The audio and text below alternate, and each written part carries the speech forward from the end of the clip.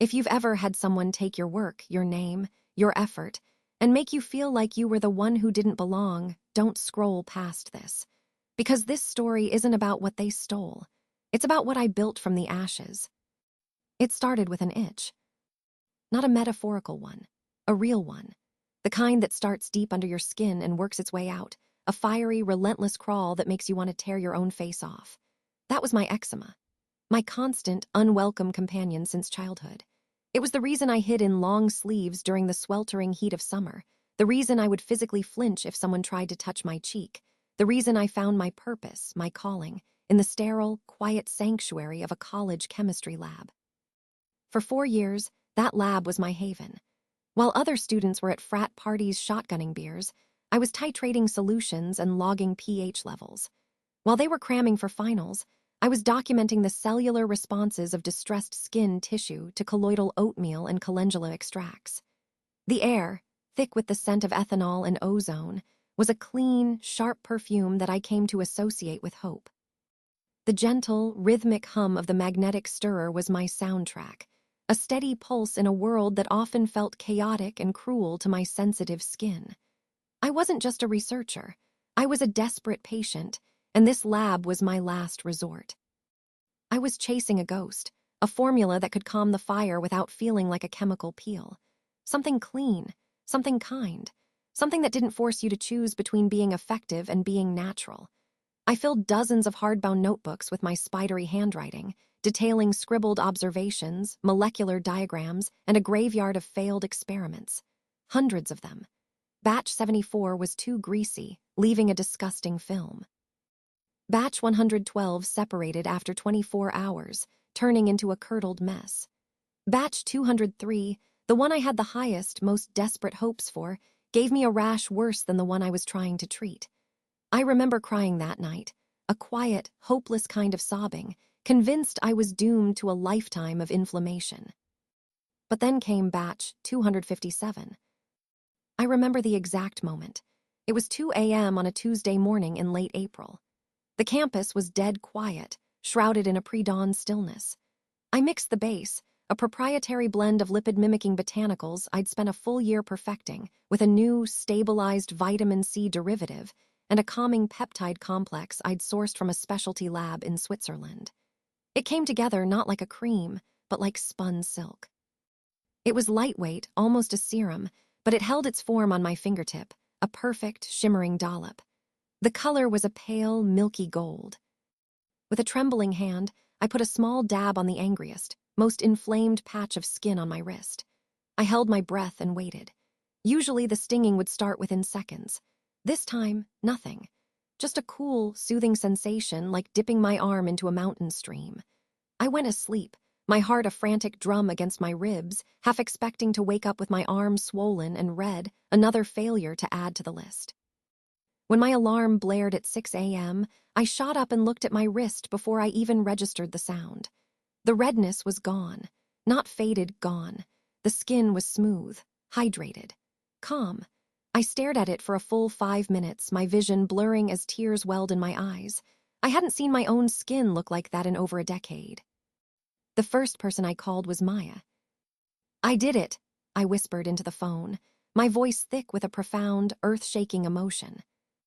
"Did what, Ratch? It's 6 in the morning," she mumbled, but I could hear the smile in her voice even through her sleepiness. "The formula, Maya, it works." Maya had been my rock. We met on the first day of freshman year, two nervous, ambitious girls trying to find the right lecture hall. She was studying marketing, all bright colors and big ideas, the complete opposite of my quiet, clinical focus. But she saw something in my obsession. She didn't just see a science project, she saw a revolution. She was the one who first said it. "This isn't just a science project, Rachel," she'd told me one night over cheap pizza in my dorm room, gesturing at my wall of notes, which looked like the frantic scrawlings of a mad scientist. "This is a brand. This is a company. We could build this together." I remember how her eyes shone with genuine excitement, not for herself, but for me, for us. The idea terrified me and thrilled me in equal measure. I was the scientist. She was the storyteller. It felt perfect. From that day on, we became the default. We would change the skincare world. We would help people like me. Every breakthrough I had in the lab, I'd text her a photo of a stable emulsion. Every time I felt like giving up, she'd show up at the lab door with coffee and a new idea for a logo or a package design. Her belief in me was the catalyst that turned my personal, painful project into a shared, beautiful dream. And then Lucas entered the picture. Maya started dating him our junior year. Lucas was a finance grad, and he wore his ambition like a well-tailored suit. He was impossibly charming, with a polished smile that seemed to disarm everyone. He talked about seed rounds and market caps and EBITDA with a casual fluency that made my head spin. When Maya, beaming with pride, told him about my formula, his eyes lit up with a predator's glint I mistook for passion. "This is a unicorn, Rachel," he said to me over dinner one night, leaning forward with an intensity that felt both flattering and unsettling. He had a way of making you feel like you were the most important person in the room. "A clean, clinical formula with a founder story like yours. Investors will be fighting over it. But you need a killer pitch.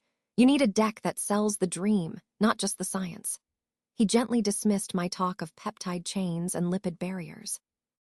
"That's brilliant, Ratch, but it's too technical. Investors want sizzle, not science." I was hesitant. This was my baby, my secret. 4 years of my life distilled into a single, perfect bottle, but Maya trusted him completely. "He knows this world, Ratch. We need him. He can open doors we don't even know exist." So I let him in. I let them both in. We'd have meetings in my tiny apartment, the three of us huddled around my coffee table, which was covered in chemical structure diagrams and brand mock-ups. I walked Lucas through my entire research process, explaining the mechanism of action for every key ingredient. I showed him my brand concepts, names I'd toyed with, color palettes inspired by nature and science, the mission statement I'd written and rewritten 100 times. He nodded, looking impressed, taking notes on a sleek tablet.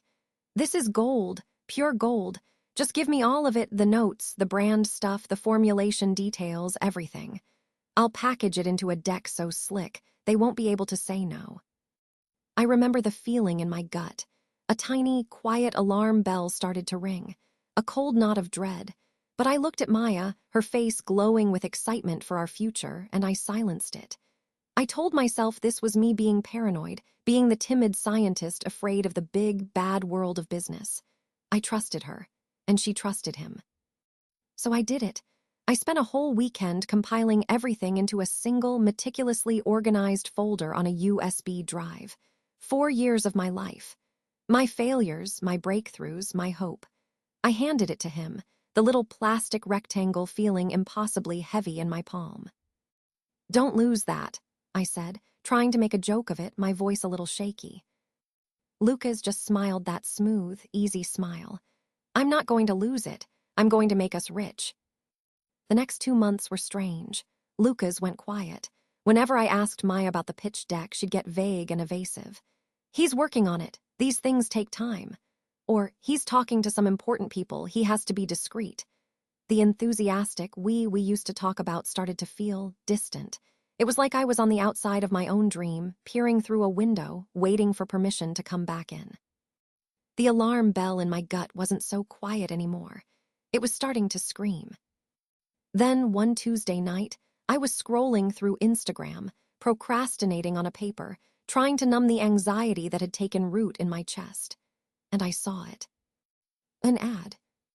It was sleek, minimalist, a beautiful, clear bottle with a white dropper shot against a soft focus backdrop of green leaves. The font was familiar. The color palette was my color palette. And the brand name, Aura, was one of the top 3 names from my own brainstorming list, the one Maya had loved the most. My heart didn't just stop. It felt like it was ripped out of my chest. The caption read, "The revolution in sensitive skincare is here. Finally, a formula that's as clean as it is effective, created by founders who believe in a better way." Founders, plural. With a trembling finger, I clicked on the profile. Their website was live. It was professional, stunning, and full of photos of Maya and Lucas, smiling, looking like the perfect, aspirational power couple. Their About Us page told a story. It was a watered-down, commercialized, sanitized version of my story. It mentioned a personal struggle with sensitive skin, a passion for clean ingredients, a desire to create something new. It was my pain, my journey, repackaged and rebranded with their faces on it. My name was nowhere. My 4 years in the lab, the hundreds of failed batches, the tears, the hope, it was all gone. It was like I'd never existed. The world went silent. All I could hear was the blood roaring in my ears.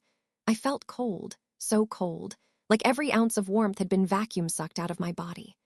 I held my phone in my hand, staring at the screen at the picture of Maya, my best friend, the girl who held my hand through every failure, smiling next to the man who was holding my life's work in his. I called her. My hands were shaking so violently I could barely press the screen. She answered on the second ring, her voice offensively bright and cheerful. "Hey, Ratch, what's up?" I couldn't speak. I was choking on the betrayal. My throat was a solid knot of glass. "Rachel, are you there?" I saw it. I finally managed to whisper, my voice a broken rasp. "The ad." Silence. For a long, damning moment, there was just static on the line. I could almost hear the gears turning in her head. Then her voice changed. The brightness was gone, replaced by a cool, defensive, corporate tone. "Oh, right. What did you do?" I asked, the words tearing their way out of me. "Maya, what did you do?" "Look, Ratch, it's complicated," she started, the classic non-apology of the guilty. "Lucas said the investor story was stronger with a founding couple. He said a solo founder story from a student was a harder sell. It's just business." Business? I could barely recognize my own voice. It was raw, filled with a hurt so deep it felt physical. "You took my formula, you took my brand, you took my story. That's not business, Maya, that's theft." "We were going to cut you in," she said, her voice rising with indignation, as if she were the victim. "Once we got funding, we were going to offer you a chemist position, or a small percentage." A chemist position, in the company I had created. The words hit me like a punch to the gut. I was no longer the founder, the creator, the heart of the operation. I was being offered a job, a handout, a pity prize for the work they had stolen. "You erased me," I said, the tears finally coming, hot and angry. "You took 4 years of my life, my struggle, my one dream, and you just erased me." "Don't be so dramatic, Rachel," she said, and that was the line that severed everything between us forever. The coldness in her voice, the complete, stunning lack of remorse. I hung up, and I shattered. The weeks that followed are a blur of suffocating gray. The world I had built with Maya, the future I had envisioned, had been an elaborate lie. I dropped out of my research program. I couldn't stand to be in that lab, the place where the dream was born. Every beaker, every notebook, every familiar scent of ethanol felt tainted by their treachery. Mutual friends tried to talk to me. "Maybe it's a misunderstanding," they'd say initially. When the full, ugly truth came out, their advice changed. "Let it go. You can't fight them, they have money now. It's not worth the stress." They made me feel like I was the one causing the drama, like my pain was an inconvenience to their social circle, so I went silent. I stopped answering calls. I isolated myself in my tiny apartment, the walls closing in, watching their brand explode. Aura went viral. They were in magazines, on popular blogs. Influencers were gushing about the miracle formula. Every time I saw their bottle, their logo, their smiling, smug faces, it was like a fresh stab wound. I was in a CVS one afternoon, buying cheap bandages, and saw a massive, beautifully lit display of their products by the front door. Maya and Lucas's faces, 10 feet tall, smiled down at the customers. I had to run out of the store before I threw up. They had taken my soul and put it in a pretty package, and the world was celebrating them for it. I went broke. The money I had saved up for my own launch dwindled away on rent and instant noodles. Then came the red eviction notice taped to my door, the official bureaucratic stamp on my failure. I hit rock bottom, lying on the floor of my almost empty apartment, feeling like a ghost in my own life. They hadn't just stolen my company. They had stolen my confidence, my passion, my very identity. Rachel, the scientist, was gone. But as I lay there, surrounded by the wreckage of my life, a different feeling started to bubble up through the grief. It was quiet at first, just a low, dangerous simmer. But it was hot. It was pure, unadulterated fury. They thought they had erased me. They thought I would just disappear. They were wrong. That night, I got up off the floor. I walked to my closet and pulled out a dusty box. Inside were my old notebooks, the ones from before batch 257, the failures, the experiments that didn't quite work, my real, raw, unedited process. I wasn't going to recreate my formula. That formula was tainted. It belonged to them now. I was going to make a better one. I got a job waiting tables at a Greasy Spoon diner. The late-night shift from 10 p.m. to 6 a.m., I got another job doing mind-numbing data entry on weekends. I worked until my feet ached and my eyes burned from staring at spreadsheets. Every single dollar I made went into two things: rent for a new, smaller, crappier apartment, and lab supplies. My tiny kitchen became my new lab. I bought a cheap digital scale, a set of glass beakers, and a second-hand hot plate with a faulty temperature dial. It was nothing like the state-of-the-art facility I was used to, but it was mine. The work was my therapy. It was the only thing that silenced the screaming noise in my head. A batch congealed because the hot plate spiked. Another separated because I couldn't afford the expensive emulsifier I'd used before. It was infuriating, but every failure was a lesson. This time, my motivation wasn't just my own skin. It was them. It was every single person who had ever been told to let it go. I went back to the absolute drawing board. I knew the original formula's weakness. It was brilliant for calming inflammation, but it wasn't as effective on the underlying barrier dysfunction that caused the inflammation in the first place. It was a beautiful bandage, but I wanted a cure. I re-engineered it from scratch. I kept the core concept, clean, botanical, science-backed, but I pushed it further. I found a new, more stable way to encapsulate the active ingredients, a liposomal delivery system that drove them deeper into the skin. I added a powerful triceramide complex to rebuild the skin's compromised barrier from the inside out. I replaced the original peptide with a more powerful, next-generation neuropeptide that actively blocked the itching sensation at the source.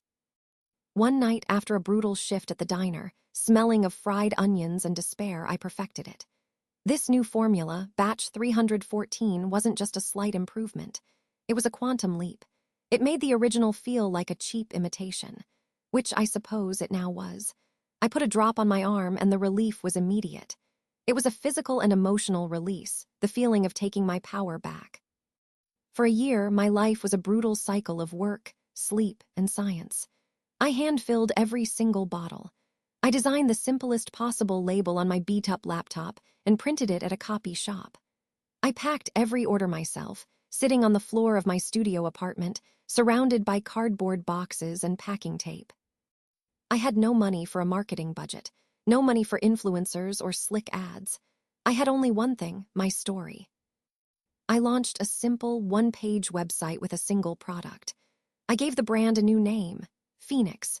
And I gave it a mission, written right there on the homepage, under a raw, unedited picture of my own face, mid-eczema flare-up on one side and calm and clear on the other.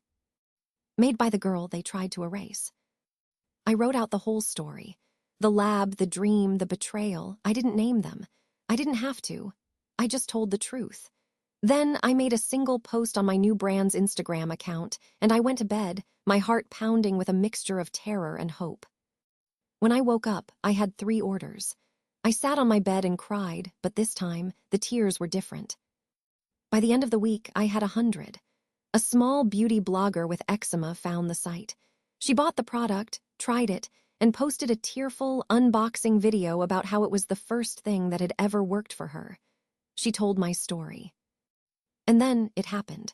My story, our story, went viral. It turned out a lot of people knew what it felt like to be erased, to be betrayed, to have their work stolen. My story wasn't just about skincare anymore. It was an anthem for every person who had ever been silenced.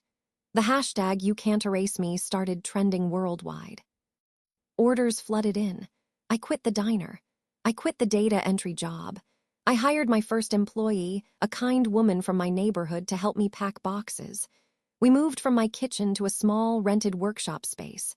The exhaustion was still there, a constant companion, but now it was fueled by purpose, not despair. 3 years went by like a fever dream. We were growing fast. We stayed true to our mission. We never used paid influencers. We just shared real stories from real customers. Our brand was built on a foundation of raw authenticity that no amount of money could ever buy. And then the call came from a producer for a national morning TV show.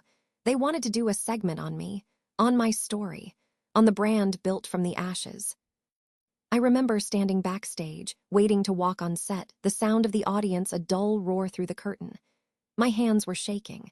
I was wearing a simple blue dress, and for the first time in my adult life on a public stage, I wasn't wearing long sleeves. My skin was clear. I caught my reflection in a monitor. I saw not just the absence of a rash, but the presence of a fighter.